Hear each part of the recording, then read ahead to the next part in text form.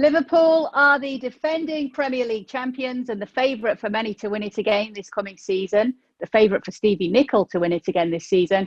But it's fair to say that since the restart, Stevie, they didn't really light things up. What do you think that was down to? Well, I think pretty much it's down to the fact that the title was wrapped up. It's very difficult to step on the field and have that 100% commitment, effort, concentration, when actually you don't have an awful lot to play for. And I'm saying that because I've been there. It happened to me with Liverpool in the 82 season. Done and dusted with 5 games to go. I think we won 1 game of the last 5. I mean, so it's very difficult to get yourself up the way you would normally for a Premier League match. And so that's what I'm hanging my hat on the struggles that Liverpool have had, particularly defensively. It may actually do them some good, because you would have to think that Klopp will say, right, of all the things that haven't quite gone right since we restarted, I would suggest the biggest one and the biggest problem and the most important one would be we lost too many goals defensively. So it might be a kick up the backside that might help them. You can understand what the drive was for them last season, but do you think they're still going to have the same hunger this coming season to win it all? Well, I think a lot of that, whether teams do or don't, is down to the manager, the head coach, the staff. And if there's one thing that I get from Klopp and his staff, is that they're always looking to win. They're always looking to be at their best. You know, you very rarely see him smiling on the sideline if things are not going well. He's on people's back. And when you have a manager like that, again, I've had one in Kenny Dalglish, regardless of how well you're doing or how well you've done, if he ever saw your standards slipping at all, boy, he was down on you. And I think Klopp's exactly the same. So I think he'll have him in the right frame of mind. And as I said earlier, hopefully he'll have done some work with that back line.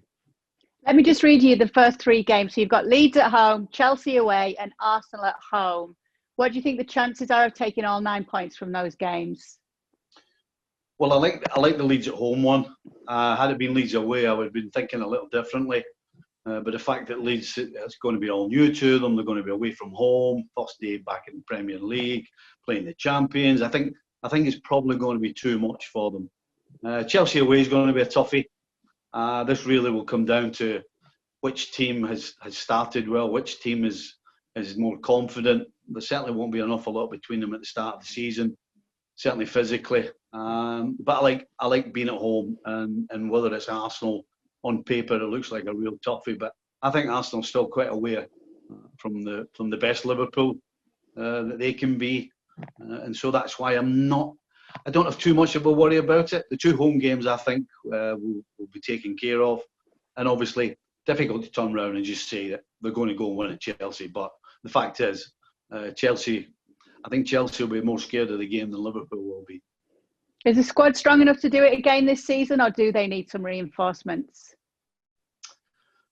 No, I think the squad's strong enough. I think the key is, like most teams, is avoiding injury to your major players.